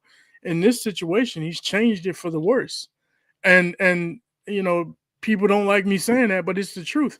You have guys that are not good 3-point shooters launching 3-pointers at a ridiculous rate, and it's sullying the product that's on the court. 75, and then you also have a situation where guys are 1 year, one and done. Everybody's one and done. They don't know how to play the game of basketball. They don't know footwork. They don't know how to pass. They don't know how to, just use their bodies. They don't know that stuff yet, right? And in the NBA, you have to do that. And now you have this product where it's just shoot a 3, or some guy goes one-on-one and he walks to the basket with no help defense, and he waltzes down the lane and lays the ball up. And back in the day, guys would get laid out for that. You know what I mean? Yeah. You get laid into the, you fall down in the paint when you go into the middle with those big boys. And now it's soft and everybody's friendly. I'm excited for this new league that's coming. You said what? I'm excited for that new basketball league that's going to start. Well, we'll see what happens with it. I don't know, man. I just think the basketball, they really have a nightmare on their hands when it comes to changing this game, because guys get paid astronomical amounts of money. And if you can shoot the ball, they've completely taken centers and big men out of the game. How many do you have? You got Joker, and he stands around and he shoots threes, and he runs point guard half the time. And you got Embiid, who can't stay healthy. That's pretty much it when it comes to big men in the NBA. Well, I use my Bulls. Wembayama is a pretty big fellow as well, but He's a big guy, but once again, it's not a He's not a true traditional center. big. Yeah, it's not a traditional Yeah. big. This is a guy Yeah. that stands outside as well. Yeah, And he's gonna hoist threes. what I'm I not saying he think can't do it, but I mean, like I said, there's not a lot of guys that can. Dirk Nowitzki was the first European kid to come over and play from the deep end. Yeah. Right? He was tough. And yeah. he was actually good at it. Yeah. I don't see anybody that's really good at being the outside bomber who is the 7 foot tall guy. You know, okay, yeah, Jokic is pretty decent at it, but outside of Jokic, I don't see anybody that's really good at it. Why these kids don't understand the bounce pass to a forward, and the ball comes off the glass and goes into the basket. It's not that difficult. No. And it's the same thing I said with youth baseball. You got the AAUs, all these tournaments. And Martha, I know you're listening. You can attest to this. I'm pretty sure. I'm not sure how you used to coach your teams when you coached basketball. But when we talk, I get the impression that Monty, that he would coach fundamentals. You don't see that anymore. Even in the youth tournaments, jack up threes, jack up threes, jack up threes. My daughter is playing basketball a lot now. And I tell her, don't always put up threes. You got to work a mid-range. Get inside. She plays the point. Get inside, draw contact, get to the free throw line. Learn how to make free throws. Learn the mid-range. Don't always throw up three-pointers. I agree. And the coaches they don't teach that. That's why Iverson was such a good player as far as I was concerned, because he looked for the contact. He didn't care how big you were, how tough you thought you were. Iverson was looking to get the hit, and right. He would come in there and smoke on you. I mean, was he a great shooter? No, but man, that man could handle that basketball. He moved it nicely, and everything else. That's why I'm a huge Allen Iverson guy. I always will be. The rest of my NBA starting five is going to be Lakers. Sorry, Dan. But it's Kareem, it's Big Game James, it's Magic. And Kobe. That's it. Yeah. That's it. I've got my five guys. Oh, and I don't include Shaquille O'Neal in there because he was never a Laker to begin with. What I don't get with the bigs today, they like throwing up the threes. Kareem had the most unstoppable shot in the game. And he, up until last year, the all-time leading scorer, he wasn't jacking up three-pointers. I mean, a couple of times I remember watching him putting them up when the games are out of reach. But why aren't the bigs playing with their back to the rim? Yeah. Like Wemby, I think Wemby, if he learned that hook shot, he would be unstoppable. And it took me a long time to come around. I wasn't buying the hype on him last year. And I finally admitted to Monty, he impressed me last year. He definitely deserved Rookie of the Year. He's playing tremendous basketball. Though I don't watch, I still read what's going on. And, Monty posts stuff. Also, I listen to what Monty's posting. But if he learned how to play with his back to the rim, oh my God, that kid would be unstoppable. Man, I can't sit through a whole NBA game anymore. It's rough. Yeah. You know what I mean? I'd rather, like I said, when the college basketball tournament comes around, when the NCAA tournament comes around, I watch that all day because it's competitive. I'd rather watch college basketball right now. It's competitive. Yeah. Guys are going to get down. They're going to get in the chair and they're going to play defense. They're going to run off screens. They're going to do all these things. It's a better product. The college game is a better product than the pro game. And I've had some discussions with people who disagree with me. I think there should be similar with football. In college football, you have to do at least 3 years of college basketball before you can go pro. Learn some fundamentals. This one and done or coming out of high school. Oh, he's a dominant kid in high school. Yeah, he might be playing against a bunch of scrubs. Yeah. And I'm not, saying that he's not good, but learn fundamentals. Like Tim Duncan, he stood 4 years at Wake Forest. And he was so fundamentally sound as a basketball player. Yep. And I think there should be a 3-year requirement in college ball. Now, they're going to find the loophole and go play in Europe for a couple of years. Unfortunately, the Supreme Court ruled against the NBA in the antitrust suit, and they kept the antitrust suit alive for the National Football League. So that's the reason why you have those two differences. Is the juniors and the juniors can come out in college football, but again, because basketball lost their antitrust case, they're screwed forever with this one and done nonsense. You gotta blame the teams though. Yeah, you know what I mean. Like I blame the teams, the owners, the organizations more so than anything. I'll give you a perfect example. There's guys that are really, really good players that are 22, 23 years old, and they won't get drafted high because a guy like my Bulls, for example. I can't stand the guy on my team, Patrick Williams. He's 5th year, 9 points, 3 rebounds, 1 assist per game. That's his career average, consistent every single year. He doesn't get better. He's supposed to be the Claw 2.0. He's supposed to be like Kawhi Leonard. He hasn't improved at all. Yep. This is an example of a guy that was drafted one and done. He didn't even start at Florida State, but they drafted him number 4 overall because he was so young. So you see what I'm saying? The organizations have a problem too. They're drafting on the potential rather than if a guy knows how to play the game of basketball. Okay, so he never started, but he was a number 4 pick. Was Jerry Jones making that draft pick for you guys? Sorry, Greg, I had to do that. Don't you do that to me. Don't you do that. He was a 6th man in Florida State, right? At Florida State, he was a 6th man. He wasn't even a starter on that team. Wow. He was drafted number 4 overall based off of he's got measurables, you know what I mean? And he's young. He's so young. He's younger than everybody else. So we'll go with the guy who's 19 instead of the guy who knows how to play the game who's 23. You know what I mean? Anthony Bennett was the worst case of that, and he was the 1st overall pick for Cleveland. It waters down the game. He was the analytics king, and that's the reason why Cleveland drafted him 1st overall, and the guy never did anything worthwhile in the league at all. So there you have it. Okay, so now let's go back to baseball here. Does Ohtani lead the Dodgers to a repeat? On paper, yeah, but as we know, when was the last time there was a repeat champion? 98, 99, 2000. It's been 25 years since there's been a repeat. Yep. So all the money spent, everything the Dodgers have done to improve the roster going into this season, it shows, yeah, they're going to do it. But again, health. Will they stay healthy? Will they stay hungry? That's another thing. Once you get that ring, you kind of lose that hunger. If they're hungry, they're healthy, they have a chance. On paper, they should get back to the World Series, but stranger things have happened. We saw 2 years ago, Arizona came in and swept them out of the divisional round. The year before that, the Padres beat them in 4. So anything is possible. I would, if I'm a betting man, yeah, obviously I'm going to put money on the Dodgers to repeat, but we never know. Anything can happen in baseball. Yeah.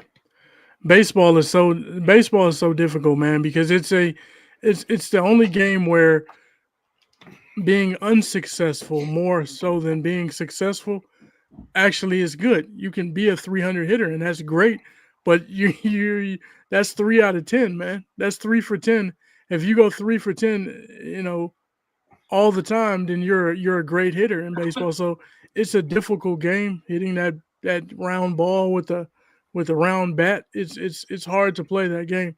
So many things have to go right for a baseball team to kind of repeat.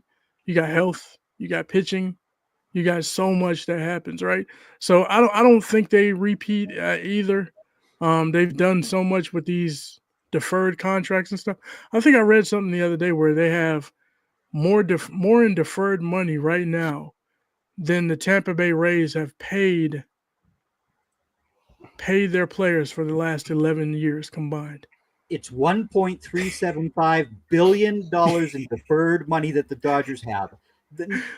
I'm sorry, brother. This deferment, this is absolute garbage. They're not breaking the rule. They're not. And, a lot of know, people I don't. know. A lot of people get upset about all the money they're spending on the deferments. And you and I have had this discussion before. I believe, and I don't think it'll ever happen. Player Association won't go for it, but there should be a salary cap. There should be a hard cap, but also there should be a low cap. You have to spend a minimum amount on your team. That's right. The revenue sharing that these teams get, how much are the owners putting back into their teams? Yeah. I don't think a lot. I mean, if you got great development, this is the question we have with the Cardinals right now, especially is how much are they putting into this team because they've gone so young. Yeah, and we look at Kansas City. They don't spend a ton of money, but they know how to develop players. If you got the right farm system, like my son Christian is an Angels fan, and they've obviously wasted Trout's prime years. I tell them they got a good core group of young players. I think they're 2 years away from contending for a playoff spot if they can get the right type of pitching. Mm-hmm. But it's how do you develop these young players? Kansas City did a great job doing that.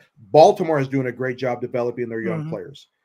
If they don't spend the money, but if you can develop, Tampa Bay is another example. They know how to develop, and eventually they just ship off those players once they know it's going to get time to sign them to a big contract. But they're developing in their farm system, so they've got talent coming up. The Dodgers, obviously, they have the richest TV contract in baseball, so they will spend the money, but they also develop their farm system, their players. Yeah. So it's a mixture. They develop their team, and then with that deferred contract, it's light work for them because they're betting on when you get Roki Sasaki, when you got Yamamoto, you got Ohtani, you have Japan locked up. Like people are going to be watching, and they're going to be fans of the Dodgers. Like that's a monopoly, you almost might say, right? That whole country. And with Sasaki, it looks like, he's got great stuff. He's shown it in Japan. It's a different baseball. Yeah. It's a different league. These guys are better equipped to hitting fastballs compared to the Japanese leagues, I believe. Mm-hmm. So there's on paper, he looks like he's going to be a phenom. No guarantee. No guarantee. No guarantee.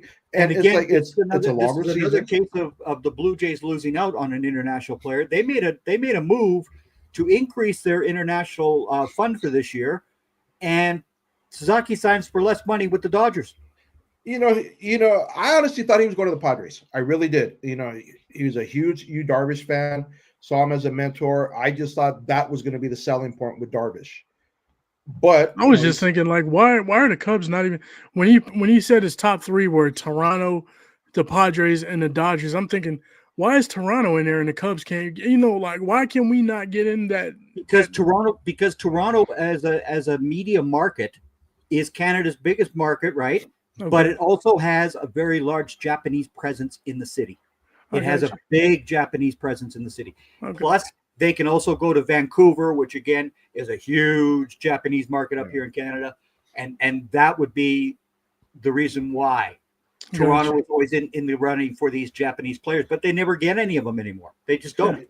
I think Sasaki always wanted to come to the Dodgers deep down. He saw, what happened with Yamamoto, what's going on with Ohtani, and the Dodgers know how to bring the best out of you. Yeah. We've seen, like Teoscar, they brought the best out of Teoscar's stick last year. And he was a good player in Seattle, but they took him to another level. The Dodgers have that, their staff, they have that ability to bring it out of you. And I think that's what Sasaki's looking at. They can make me better than what I am now. Why can't in baseball, why can't they, do like basketball or whatever and draft these guys? Why do they? Why do y'all think? I mean, the Japanese baseball has their own rules, right? Yeah, you got to pay to get out of that contract. Yeah, of course, that's right. But you got to do that in the NBA too. Like guys can get drafted in the NBA, and you'll have to pay some money to get them to be able to come over. Sometimes they may stay over there for 2 or 3 years before they come over. You know what I mean? After they've been drafted, I've seen that happen in the NBA too. You're talking about the European players? The European players. Yeah. So if a European guy's drafted, I've seen them.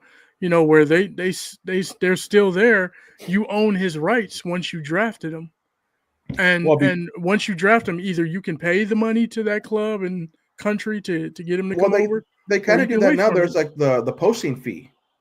Yeah. Like okay, we're going to post this player, so you got to pay the posting fee just to get the right to negotiate with them. That's right. Right. So that's something that the Cubs aren't doing. They're not going after that posting fee first and foremost, Dan. And if they would, I don't see why the Cubs can't compete for those players. But again, you don't see them in the posting market. Yeah. Which again, this is Wrigley we're talking about. This is not a poor. They're not poor. Right. That's what I said. You know? That's why I was so frustrating with what the owner said. Like, we're breaking even. I'm thinking to myself, like, you got to be like, do you think the fans are that stupid, or are we that dumb to you? I read an article the other day. They were talking about the Dodgers, and like the Dodgers aren't the problem; they're a symptom of the problem when it comes to how they're spending. And the article said teams like the Cubs and the Red Sox should be spending like big market clubs. Like the revenue is there for them to do it. Yep. And also, like the Cubs, are they family owned? Yeah, Ricketts, the Ricketts family. Yeah. You run into that as well. Like with the Dodgers, it's the But they got plenty of money, though. They have plenty of money. They have insane amounts of money because the WGN money that they get from WGN alone. I mean, well, they did away with WGN though. I know they got their own network now. They got their own network, that's where the revenue comes in, right there. Yeah. And again, Bill, but the money that they brought in for years and years from the WGN deal alone, I mean, that was huge, huge money. And now they've got their own. And again, these guys claiming that they're poor is insane because the Bush family is not poor in St. Louis either.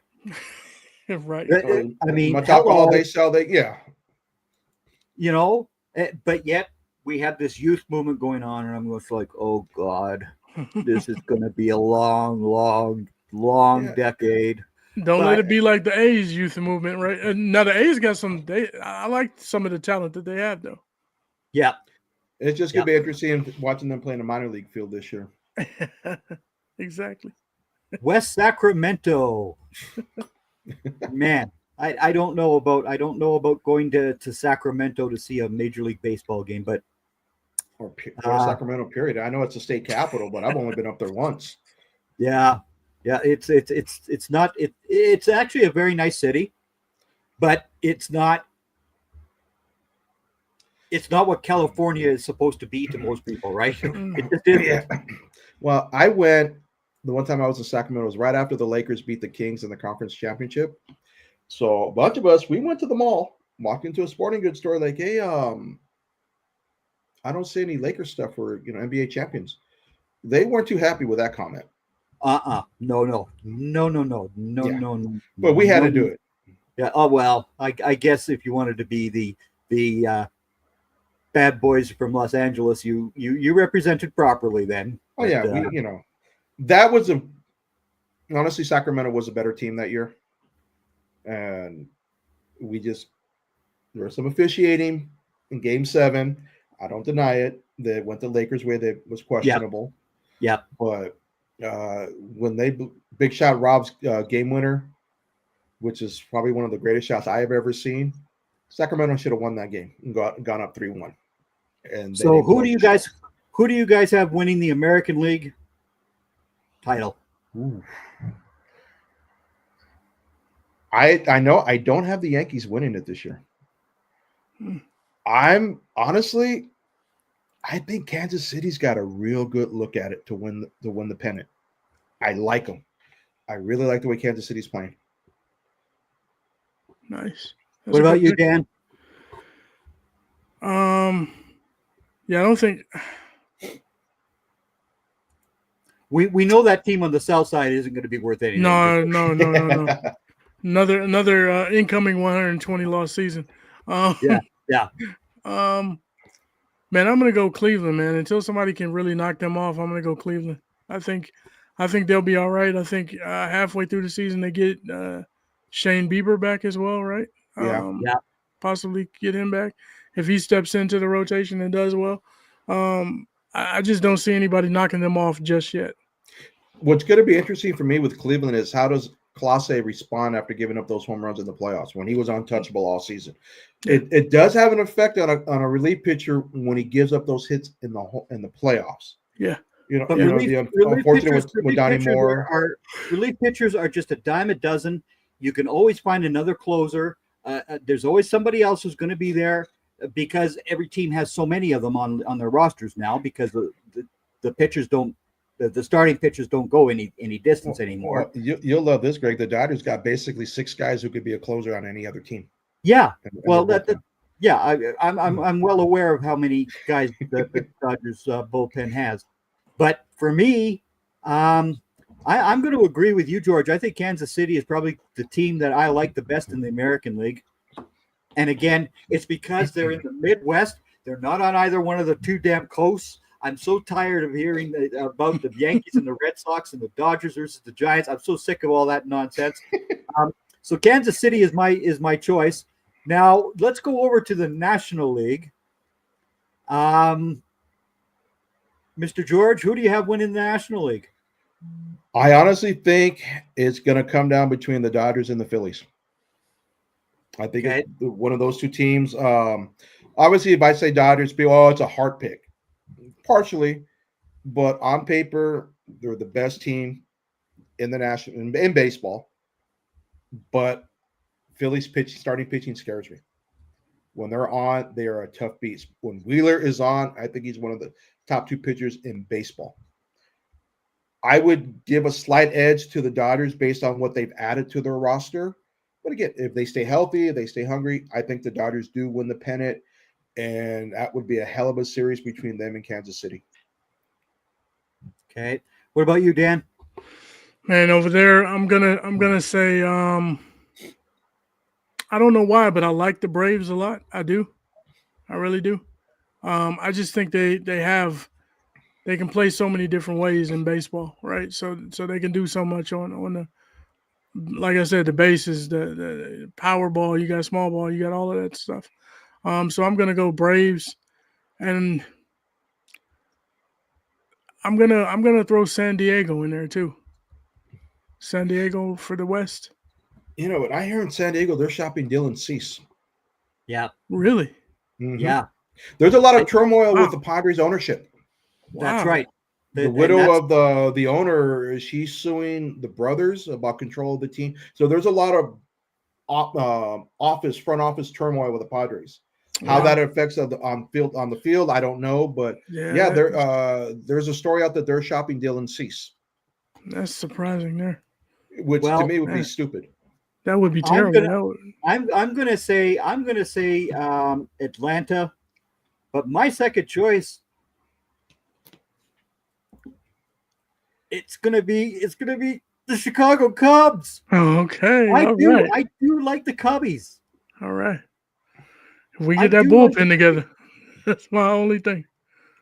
Yeah, well, yeah. I mean, if they can get their bullpen situated, then I really do like the Cubbies' chances this year. You know, I will say postseason at Wrigley Field, that's just amazing.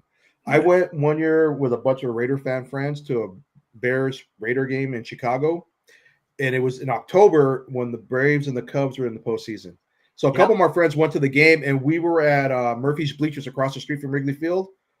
And I was like, it was just an amazing environment, amazing atmosphere. I mean, I was hungover. And so I'm like, I'm not drinking today, but I just enjoyed the Cub fans, how they were watching that game. I go, this is something else. Wrigley Field's definitely on my bucket list to go see a game. I got to get there once. Yeah, it really is an amazing place to go to a game, daytime or nighttime. It doesn't matter. And if you get to see them playing the Cardinals when they're there, you will just love it, George, because it's what baseball is supposed to be. It's two teams that don't like each other, but they respect each other. And the fans the same way. They don't like one another, but they respect each other.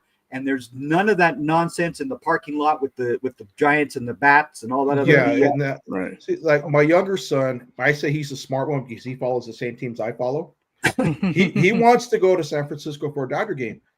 Even I'm leery to go up there. I go, well, I've heard stories about what happens up there, so I'm real hesitant to take him. And I'm like, because I really don't. It's a game that we're not getting paid for unless we're making bets on it. Right. It's just a game. And Dodger fans, it irritates me when what they did to that Giant fan years ago when they beat him in the parking lot. I'm like, He's a Giant fan. Let him root for his team. Yeah. I have no problem. If you want to root for your team, by all means, go for it. But the way some fans act against opposing fans, I was like, no, this is not what the game's supposed to be about. And you don't see that between St. Louis and Chicago. You don't see that. You don't see it. You don't see any violence between the fans. It's always just been this respectful rivalry. And yes, because I'm a Cardinals fan, I was used to being in first place. But, like I said, I was up there in 2016 when the Cubbies were on that chase. Mm-hmm. I wasn't there in October, but I saw them. I saw the Cardinals and the Cubs in September that year. Yeah, and the crazy thing with me, I've always got up more for a Dodger Padres series than a Dodger Giants. Wow. I'm not surprised at that though. To be honest with you, even when I was a kid, it was because Padres. George, I got up. You didn't have that same rivalry factor from the New York days, where it was the Brooklyn Dodgers and the New York Giants. That was absolute hatred. There was no love lost, and it carried over. And you figure for the most part, when I started watching baseball, the early 70s into the 80s, really the Giants were irrelevant. Yeah. I mean, I know I still get pissed off at Joe Morgan hitting that home run off of Terry Forster in 82 to knock the Dodgers out. I'm still pissed about that. But I never got that. Yeah, I don't root for them. I'll never root for the Giants. I have a friend whose dad's a Giant fan, so I was happy for him when they won the World Series. That was it. Because the one I was really happy when they lost was 02 because I never wanted to see that idiot Barry Bonds get a ring. But in the 80s, when they played for the Padres, I got up for those games. The Giants, like, okay, we're playing the Giants. Yeah, I know I don't like them, so be it. But it's even, and especially now, they got great talent on the Padres. I just hate the name on the front of the jersey. But I respect the players. Yeah. Well, I mean, it's except for Machado, I don't respect him. It's like that other NBA franchise that has now occupied our great forum, and they've redone it and all that other jazz. But they belong where? San Diego. Oh, you're talking about the JV team from LA? The JV team. JV team. They belong in San Diego. And they'll always be that too. It's the same thing with the Chargers. They don't belong in Los Angeles. They belong in San Diego. I know they originated in LA, but they do belong in San Diego. Yeah, exactly. But again, we've had a lot of fun here tonight. Dan, yes, sir. What are you doing these days? Man, doing a whole lot, man. It's having fun, doing a lot. Of course, people can follow me at Danikin_DG3. We do podcasts for Following the Play on Team NBS Media. We also do a Three Kings of the Midway podcast, which speaks specifically to the Chicago Bears.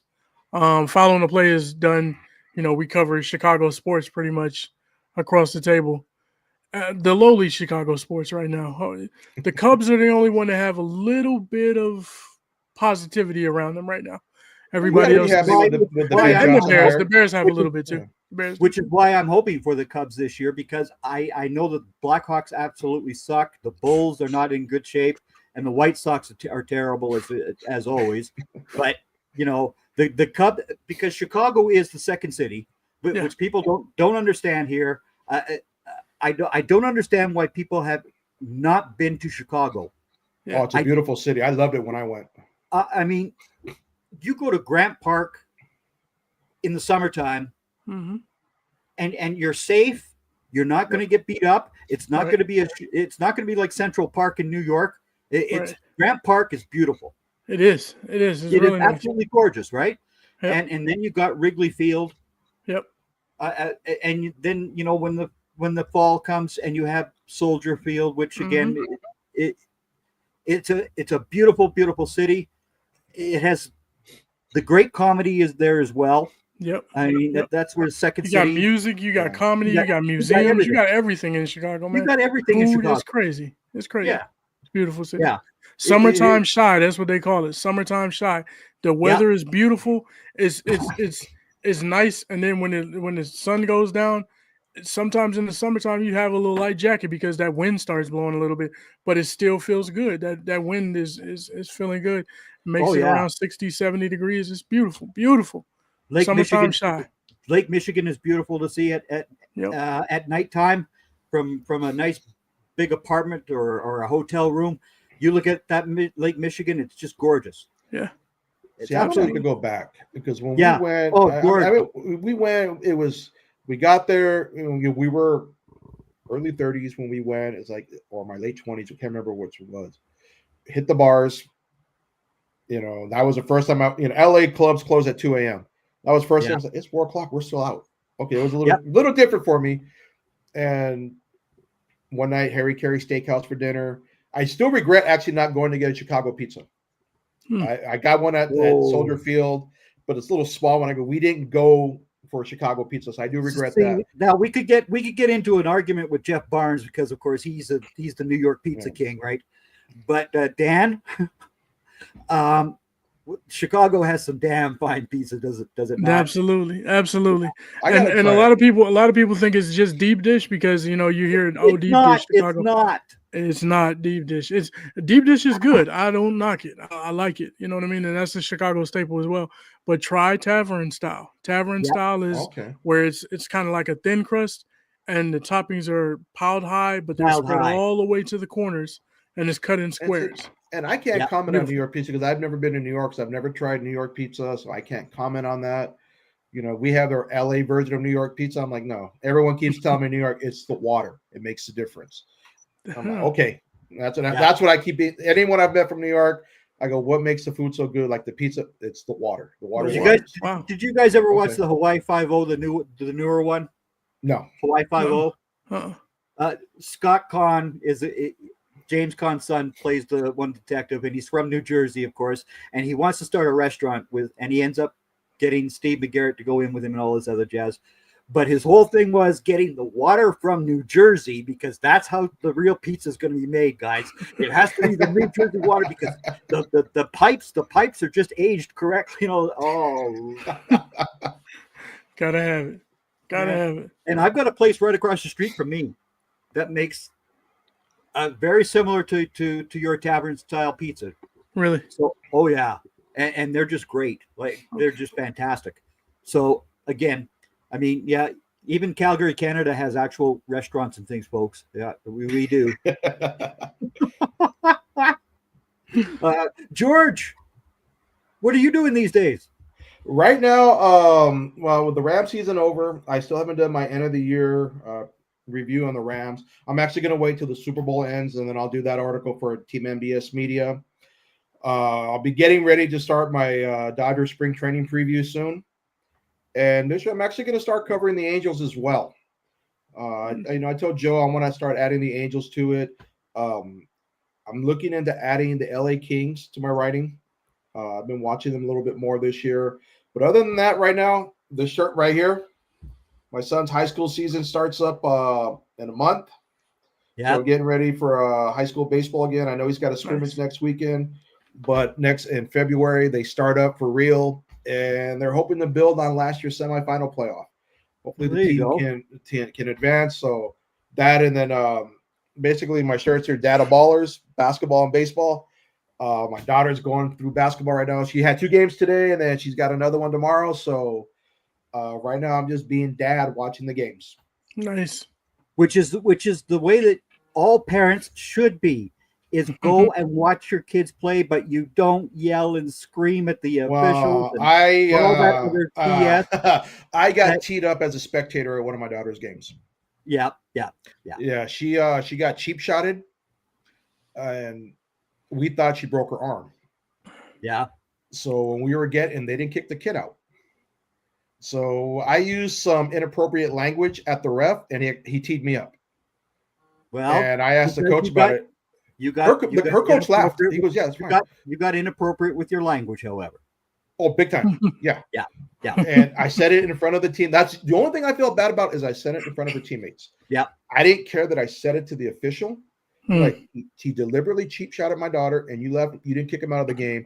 And I'm not going to repeat what I said, but it was very inappropriate. And boom, he teed me up, and I didn't care. Her coach laughed. He goes, "Yeah, you got teed up. Don't worry about it." But I got so mad when we took her to the ER. I'm like, if her arm is broken, I'm going to go get, at the time, our 15-year-old son. We're going back to the gym, and I'm going to point him out, and I'm going to tell my son, go get him.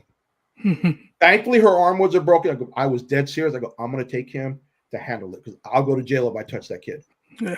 But he Well, won't. I had the same situation when Heather was playing AAU ball, and she got stomped on, and I mean stomped on, after being shoved down by this one player for this other team. And that girl, I mean, I thought she was going to have her cracked sternum or something, right? Oh, Like, I mean, this was a serious smackdown. And then she's basically put all of her weight on that one foot. And I was like, what? And again, no official blew the whistle. And that's okay. Now you got daddy. And I'm a Marine Corps. I'm not going to be silent and gentle with this guy. I was playing no livid. games. I was livid.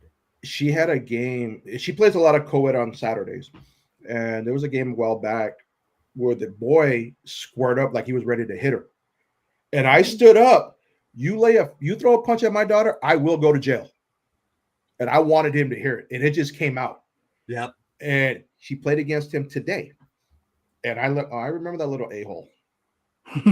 Nothing like the last game. He would knock her down, extend a hand to pick her up. I'm like, okay, he learned. Yeah. Again, when parents get too close to their kids' involvement in sports, that's a bad thing. George, you have to settle yourself down. Yeah, I have, especially with baseball, I have an issue with the umpire. But my oldest son, he had a coach, and this is what my younger son works out with now. When my older son was playing with them, as parents, parents had to sign a code of conduct contract. And I actually saw him come out of the dugout one game into the bleachers and talk to a parent to shut him up. Yeah. And so, like, my older son, he would get animated. I'm like, hey, would you do that with Coach Garrett? My wife would look at me.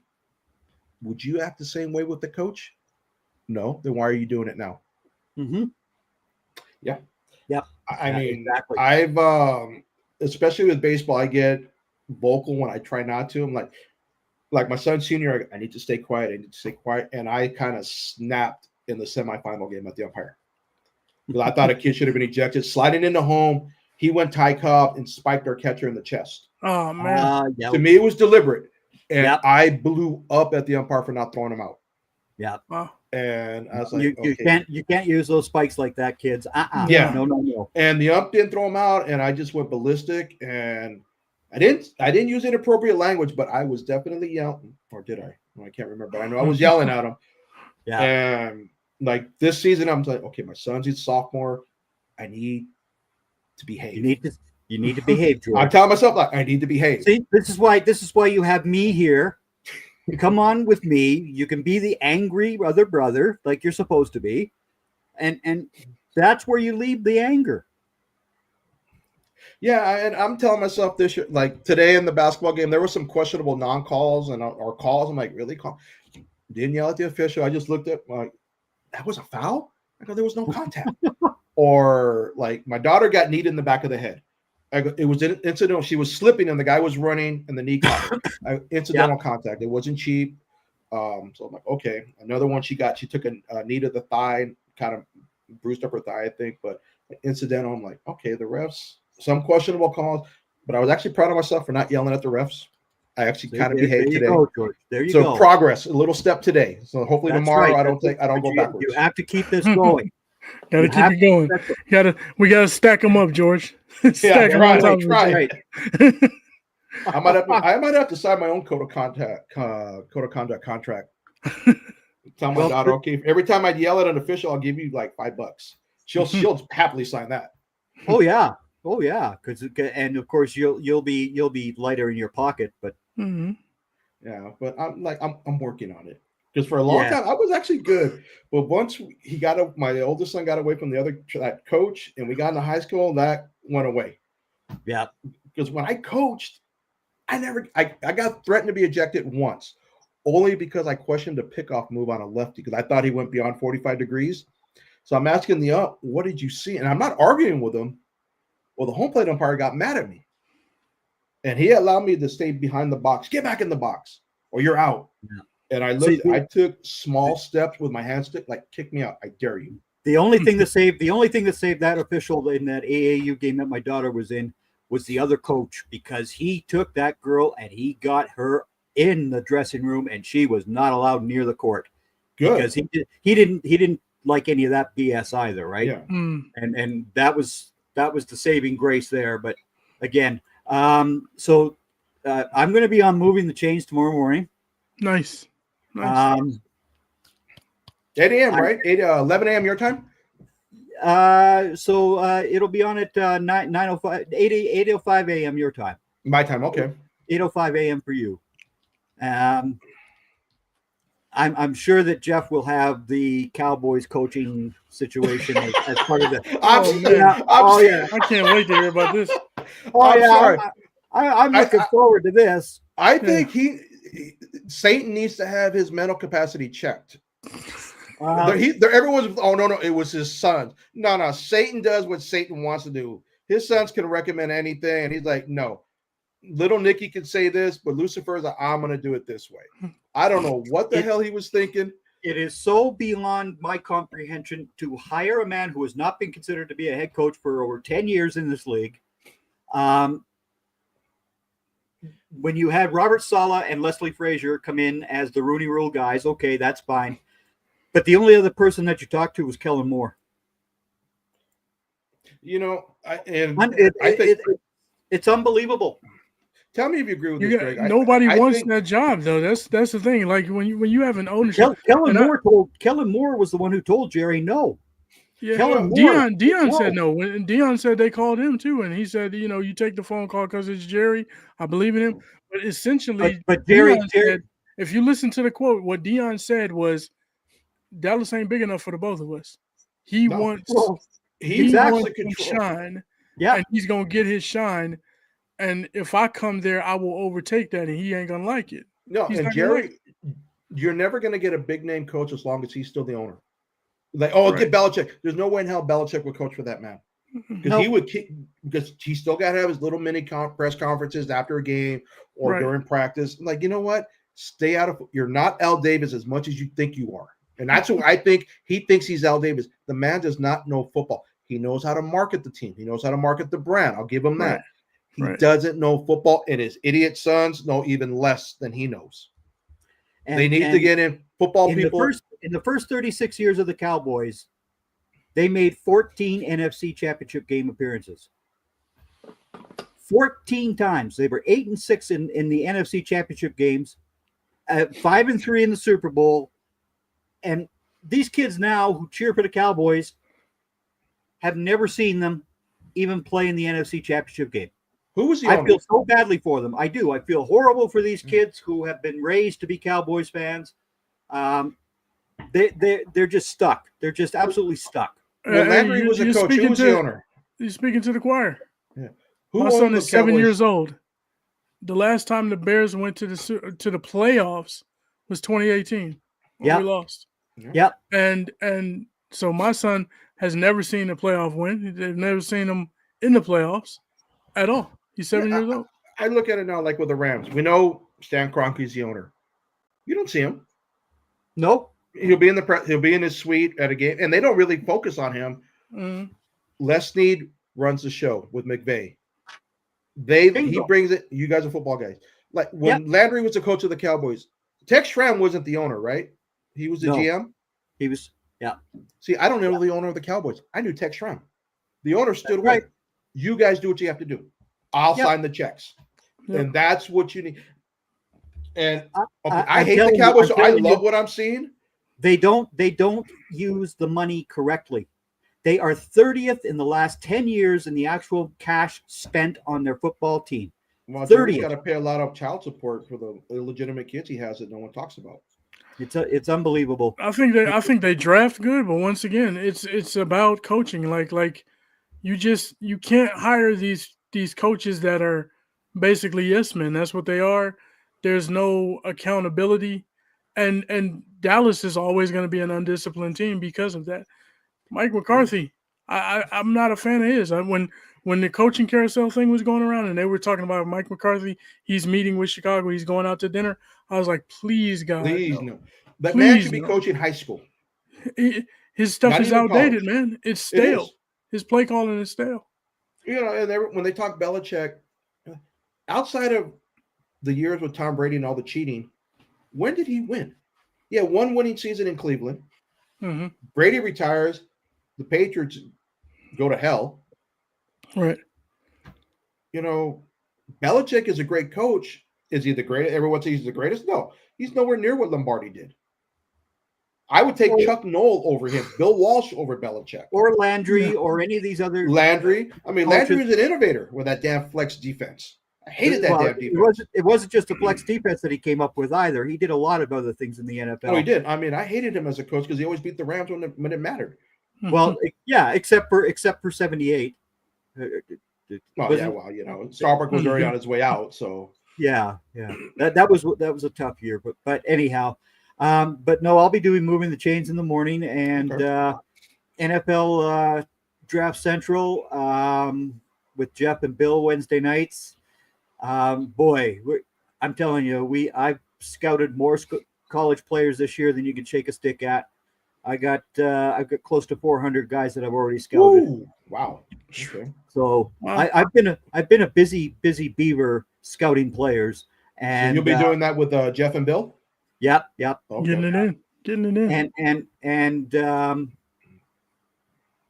we did our first show on Wednesday, and we took our kudos for last season's draft, and Mr. George Lopez, I correctly predicted Jared Verse was the defensive rookie of the year. Oh, man. I'm sorry, Latu from UCLA and all that those other guys. No. Verse was better than I expected. He was better than I expected. He was exactly what I expected. I am honestly excited about this defense going forward. They need to address the linebacker position. They definitely need to address that. But it's a young defense. It's a hungry defense, and they got better as the season went along. I'm really excited to see what Chris Hill is going to do with them next year. Well, we'll see what happens. We'll see what happens come the free agency and the draft. But that's all stuff that I'll be partaking in. Again, my brother in anger. It was great to have you on with me. Oh, it's a pleasure being on, my brother in anger, man. Glad I was able to do it. We'll need to do this a little more often. Based upon your schedule and all that good sort of stuff. I want to thank everybody for joining us tonight. Again, when it comes to baseball this year, we've made our picks. We'll see what happens. And Dan had to leave us here. Oh, there he is. Mr. Dan, there he is. Once again, thank you for coming on with us, Dan. Yep. It's always a pleasure speaking with you. And again, see, this is the thing that I like in the world of sports. When a man from Chicago and a guy from St. Louis can get on and just talk with one another without all the yelling and screaming and all that other nonsense. Especially when you have someone wearing that World Series champion hat. Oh, it feels so good. Yeah. I almost wore mine. I almost wore mine from 2016. Hey, but you know what? I actually got this in a bet. I met this guy from he's in New York, but he lives in the Boston area now. We met him a couple years in Georgia at one of my son's tournaments. And so he's a big Yankee fan. So this year he goes, "Hey, you want to make a bet in the World Series?" And he's like, "Loser buys a hat and shirt for the winner." Nice. So like, all right. So I got my World Series champion t-shirt, but I'm constantly wearing this hat, especially with baseball season coming. I love this hat. That's it. You need to make a bet with Monty that he loses this time, though. Monty has to lose that bet, George. But you know what, though? I have never beaten Monty in a bet. Really? Every time we've made a wager, he's won. Hmm. Yeah, right now Monty's he's my kryptonite when it comes to wagers. I haven't been able to beat him. You should have been betting with Monty as you recall in 2019 when I kept telling him the Raptors were going to beat them. The Raptors and he kept no, it's not going to happen. It's not going to happen. Not going to happen. Monty, the Raptors are going to beat the Warriors too. I had Philly winning that series. That was a great series. Toronto just came together. That was a hell of a team that year. And I don't hate Golden State, but I'm glad they beat Golden State. And the Golden State Warriors were ahead in those games where their guys got hurt as well. I don't want to hear any of that BS from the Warriors people. Hey, next man up. You step up. Exactly. That's it. Hey, injuries Exactly right. happen, man. Injuries Yeah. happen every day. Exactly right. I mean, nobody cares. Nobody cares that the Cowboys had 15 guys on injured reserve this year. Nope, It doesn't matter. doesn't matter. You know. Next man Yeah, up. man. That's a mantra you have to have. Next man up. Exactly right. All right, everybody. That is it. This is the final word for tonight. Take care. Have a good night, you guys.